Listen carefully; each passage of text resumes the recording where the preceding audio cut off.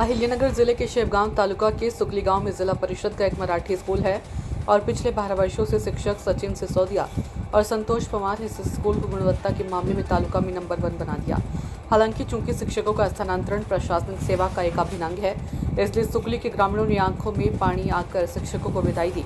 नए नियुक्त शिक्षकों का भी सम्मान किया गया। इस भावुक कार्यक्रम में छात्रों और शिक्षकों ने अपनी भावनाएं व्यक्त की। शिक्षा विस्तार अधिकारी शंकर गाड़ीकर सर ने अपनी भावनाएं व्यक्त करते हुए कहा कि शिक्षकों का स्थानांतरण प्रशासनिक कार्य का अभिन्न अंग है और उन्होंने अपने कार्यकाल में विद्यालय के विद्यार्थियों का किस प्रकार विकास किया और विद्यालय की गुणवत्ता बढ़ाने के लिए कितने प्रयास किए, यही वह रसीद है जो विदाई समारोह के दौरान ग्रामीणों ने दी।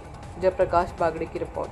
हा निसर्गाचा नियम आहे, तसंच बदली हा प्रशासकीय कामकाजाचा एक अविभाज्य घटक आहे।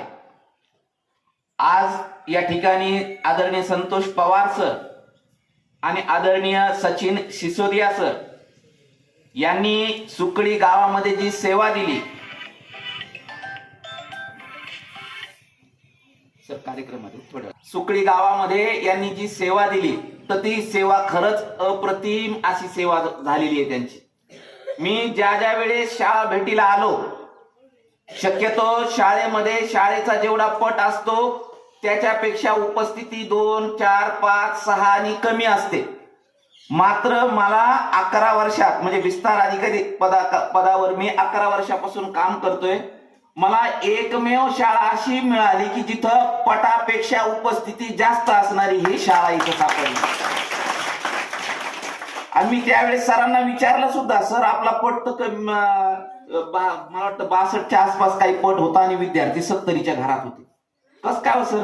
मग त्यांनी सांगितलं, सर बोदेगाववरून काही विद्यार्थी इथं येतात, ऍडमिशन तिकडे आहे मात्र विद्यार्थी येत आहेत। सर तुमचं दोघांचंही मी मनापासून खूप खूप अभिनंदन करतो। ज्या पद्धतीने तुम्ही इथं सेवा दिलेली आहे ती सेवा इथून पुढच्या शाळेवर तुम्ही द्याल अशी एक अपेक्षा तुमच्याकडून बाळगतो। त्याचबरोबर दोन्हीही गुरुवर्य जे इथं जॉईन झालेले आहेत, आदरणीय येळवंते सर यांचंही काम खूप चांगलं आहे, आदरणीय विखे सर यांचंही काम खूप चांगलं आहे आणि ते चांगलं काम या ठिकाणी उत्कृष्ट अतिउत्कृष्ट कसं होईल या दृष्टीने ते निश्चितच प्रयत्न करतील अशी मला या ठिकाणी खात्री वाटते।